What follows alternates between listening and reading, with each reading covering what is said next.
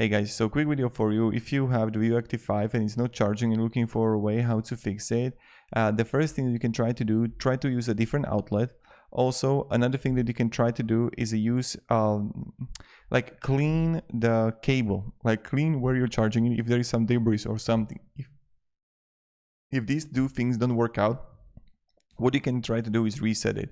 Now, when you would just like come here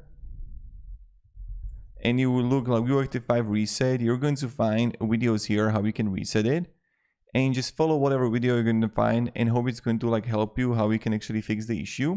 So this is something that you can do, and you would see that maybe it's going to like help when you're going to reset it, and then you will be able to possibly to charge it, so you can do the forced reset. So thank you very much for watching and have a great day, and goodbye.